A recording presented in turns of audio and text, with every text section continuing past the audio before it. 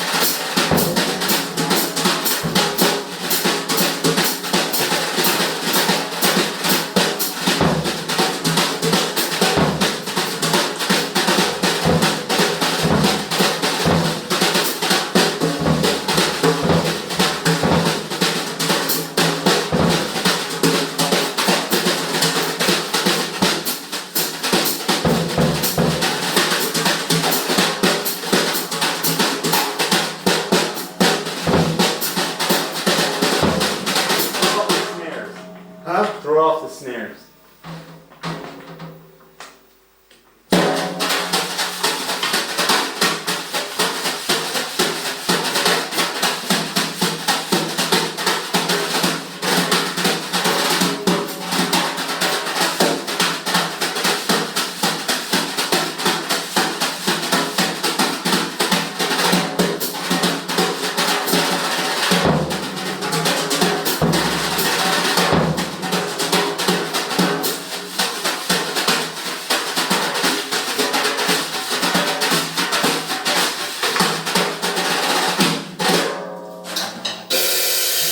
Now this drum is an amazing drum to me because every time I do this, when I first tune it up, it sounds like shit.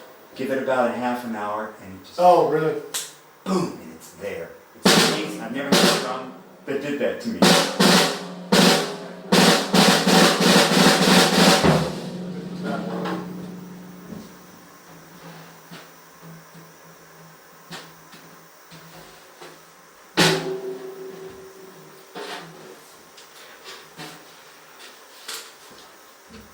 Do you see the look at the snares? The way Oh, my God. I redid them. Really? Larry Bunker had the insulation that you insert the wire in, and that's the old style. Now they use plastic. Right. This is like a cloth with a plastic covering on it. Isn't that a great idea? What a cool way to do drums. Wow. I redid all these drums to, back to the way they were. And I feel honored that you like the way I tune drums. Oh, yeah, these are tuned terrifically. Thank you. Because that's one thing I've always...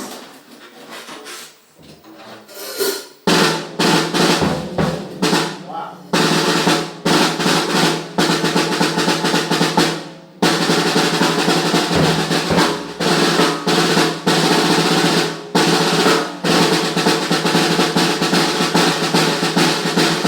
I love that calfskin head, man. Brushes. I'm sorry, nothing touches. Yep.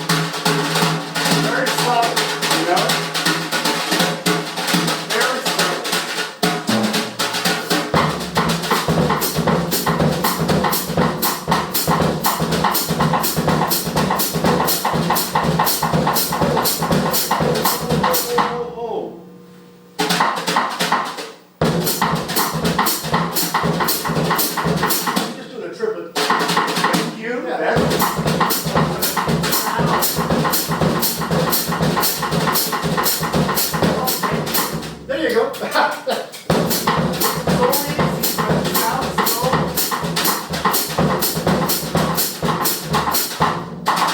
Yeah, that's bad. Uh-oh. Now you've played gut drums, right? Yeah, oh yeah. You're not gonna believe this motherfucker.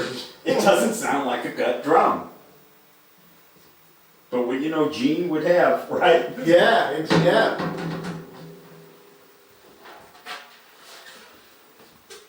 Well, he had such a good rudimental technique too, you know, I mean, he knew those things. It's like, you don't have that CD or the record? No. Oh, I gotta make a CD of that. It's a very bizarre record because they're playing these kind of like bossa novas and some swing tunes or whatever that are arranged. I think Manny Album or Neil Hefti or somebody did these arrangements, and of course the arrangements have to feature somehow rhythmically and harmonically paradiddles and rolls and stuff.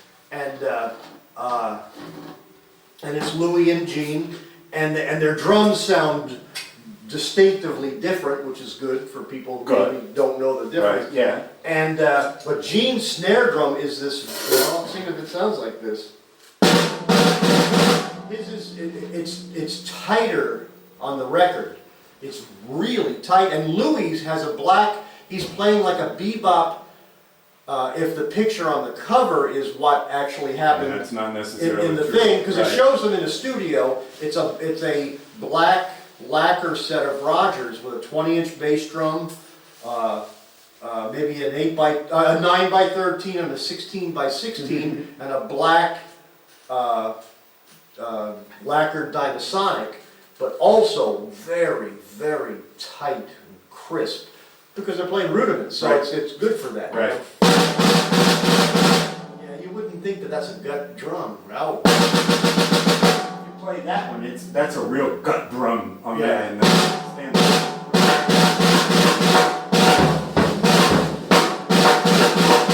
I like the decay. It's pretty fast, but it's still not dead. Right.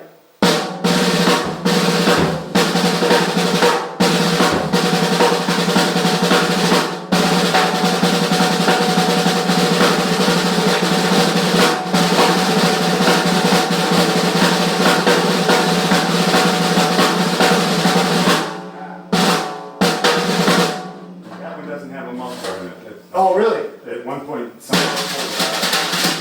Boy, that jumps up, and that's a diplomat on it. Yes. I love it. That's what I use. They're hard to buy. I have to order them.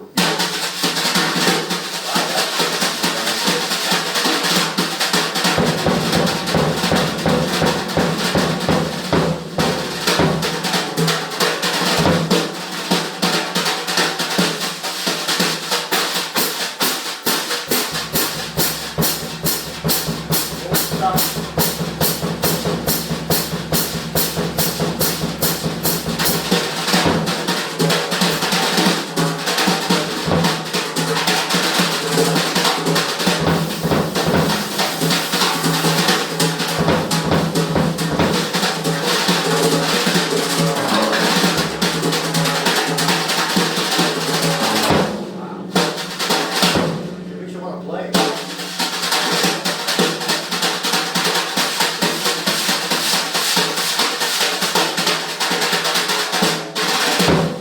Very good.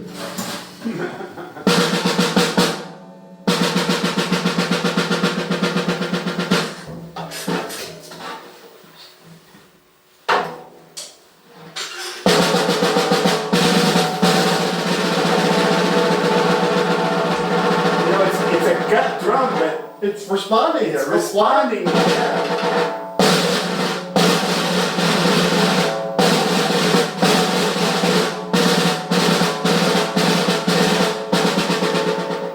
Now maybe Gene had it tighter. I mean, maybe. Yeah. Physically, I think the head Crank was it up a tighter little. on that. Crank it up. Good. Nah, I don't do it. But I mean, you know, it's not low. Yeah, I wouldn't change that.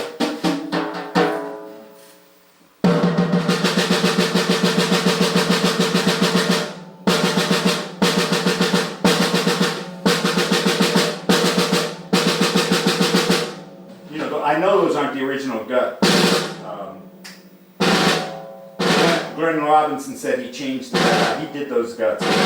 They're beautiful snares. But you can see the picture that they're not. Oh, it's not that. Yeah.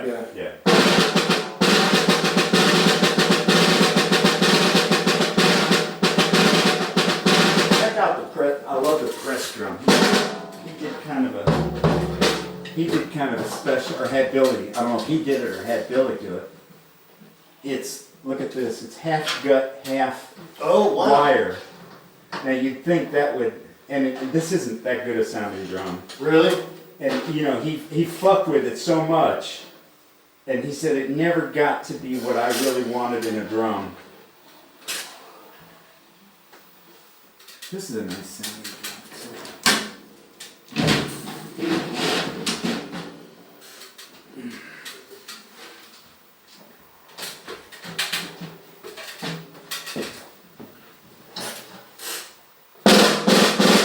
Wow, that's pretty. Whoa! Half gut, half wire.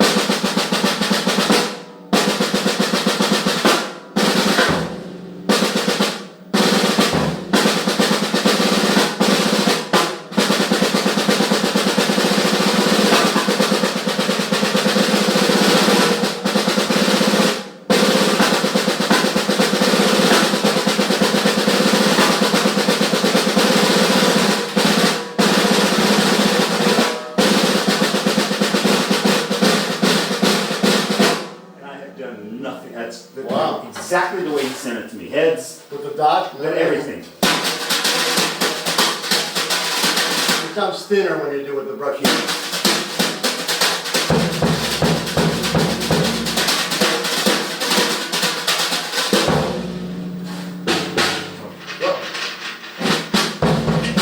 Well, it's calf, you know, I back them all off. Sure. If I don't play them.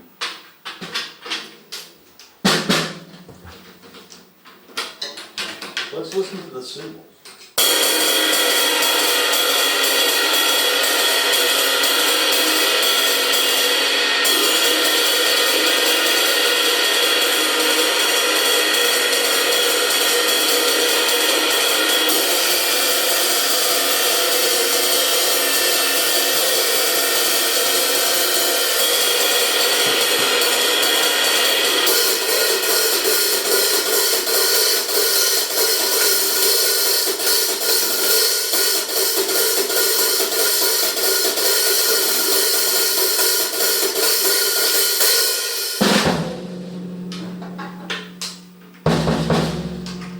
I'm so glad you're not doing anything to that bass drum. I love it wide open like that. Sometimes I put a rag up against it if it's a really a low volume gig, you know. Right. I put the hip with that rag right at the pedal, just to take some of the.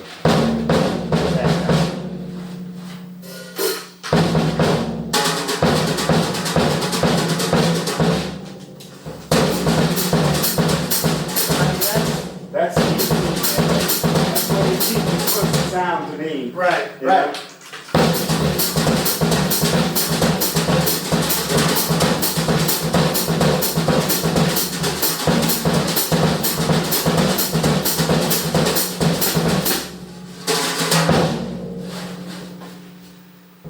Here it is. Yeah, that's the one that goes. Yeah, with the set. But it's really set up the same way as this. It's calf and wire. Right. But this drum sounds, well, you'll see. We'll let it sit there for a while. The thing just comes alive. I don't know what.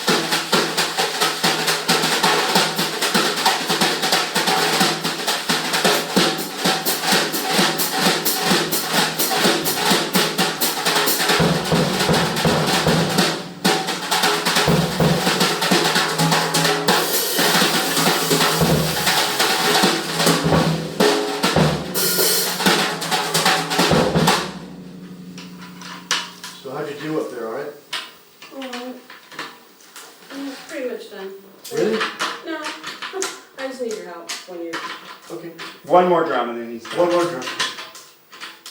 This is a real He'll concert. watch you. This is a real concert snare.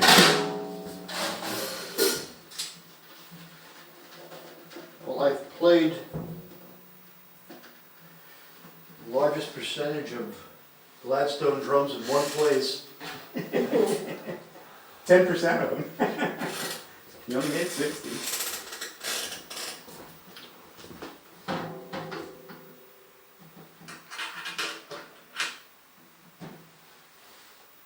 Oh, this is the blank one, yeah. Yeah, that's Stanley Coors drum.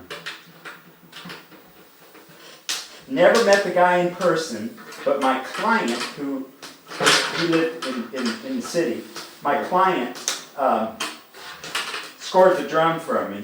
And it was so funny because my client calls me and he says, I got the drum. He said, but you want to know the most interesting story about all this? Is Stanley Coors. I said, why? Because, you know, he was a neat guy on the phone, but I wanted to know why I impressed my client so much. He said, Colonel Sanders.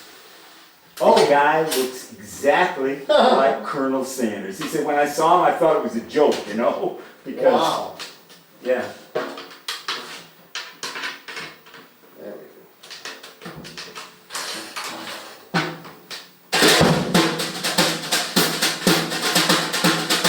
That really flies off the head, I'll tell you.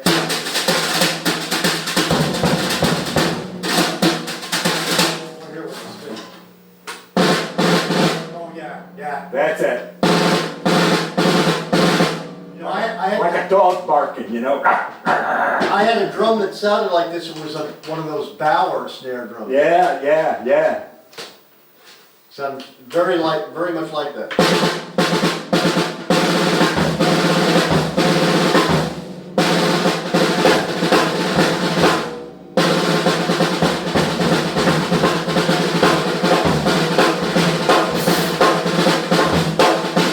But now, I'm sorry, I said one more, but now it's been, what, maybe 20 minutes? Right. This drum changes after you tune it. It's got to sit for a while, which Right. is weird. Maybe I'm wrong, but it seems like it changes to me. It's the only drum I've ever had that did that. And Roger, this guy from London, said the same thing. He said, I've never seen a drum do that before.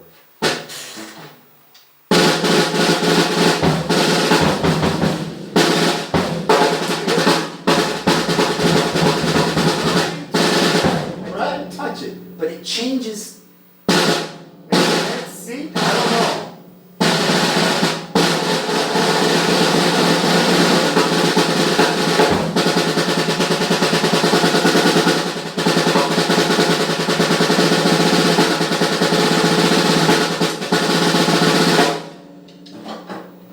Nothing like casting. Oh.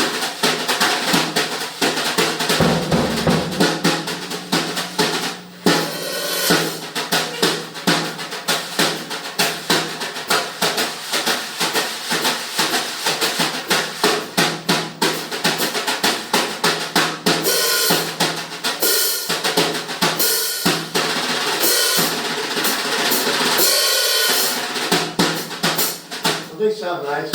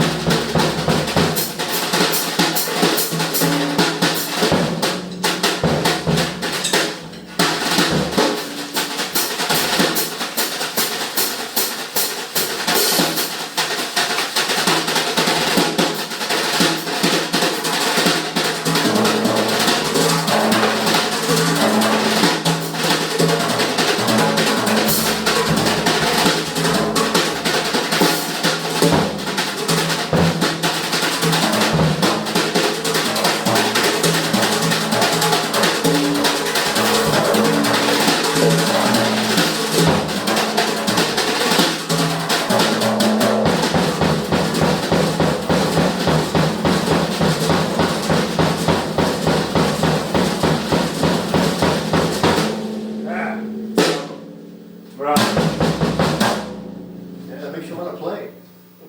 I love the way these are painted. I'll tell you what, I'll road you for you sometime. Yeah. There's a thing about drum techs, you know, I mean, if you can find somebody that knows how to tune drums, you know, it's kind of a lost art, unfortunately. Now this, you know, you can change, obviously. Yeah, I mean, yeah. And just a little under, you know.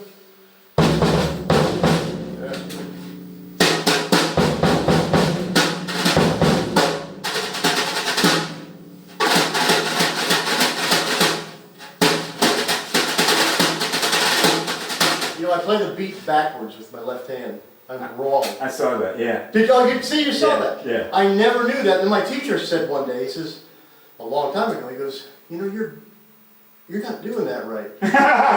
Excuse me? And then he said, but don't change Don't it. change it. Don't Oh, okay, change it. good, you know? good, good. You know, and I never thought about that. And then that drummer in Florence. Florence, he says, what you do, he says, so different. And he says, you play opposite of the way I do. And I said, well, you do it the right way, or you do it the way that other people do it. Right. And I do it the other way. Right. You know, and I don't know why I do that. I think I was dyslexic or something. And everybody said, you know, I used to do brushes that way, but when I took lessons, you know, he had me doing it this way, and then I got used to it and I liked it, you know. Sure. And it felt good because Yeah. you're doing this. But I was always, you know, backwards. And he said, no, you're doing that wrong. And I said, well, I'm not, but okay. You know, Right. let me try it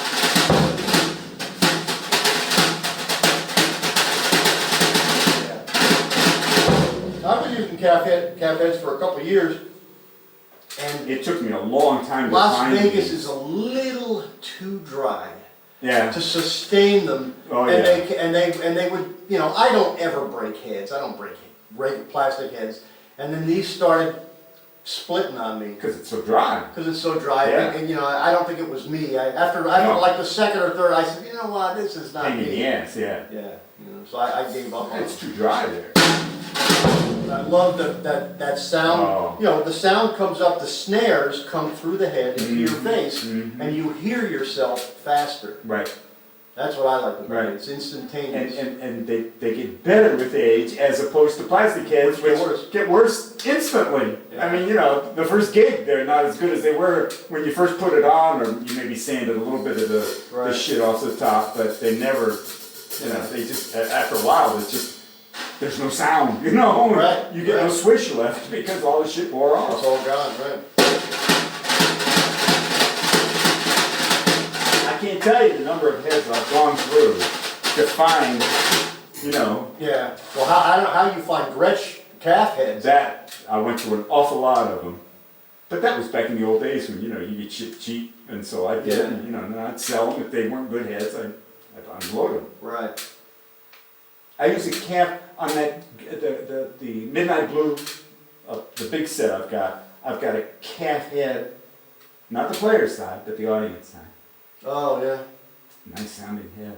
It used to be on this drum, but then I got this timp head for the front. Right.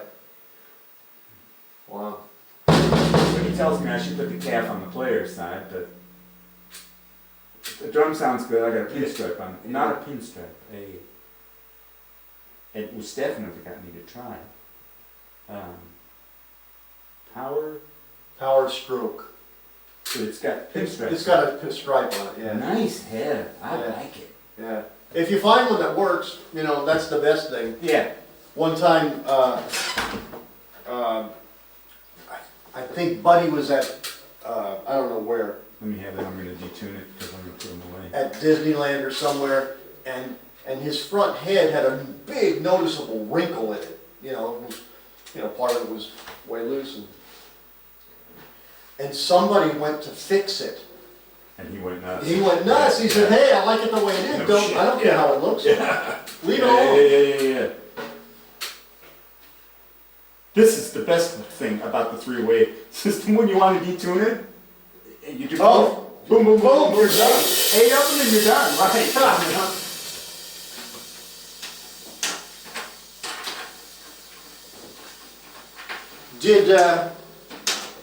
Did Billy have a guy who made up the little plaques, or did he etch them himself out of a piece of metal, like the Gene Krupa thing and the Louis Bellson drum made for Louis Bellson, did he actually make those himself? No, he had somebody who Somebody did them. Because I've got a letter from him to one of the guys who was making it's in the book, this guy, and that's why I included it, because it shows the whole negotiation process of acquiring a Gladstone drum. And he said, I just had your thing engraved, your name is engraved, I'm having it chrome tomorrow, your drum should be ready, And he was that way with everybody.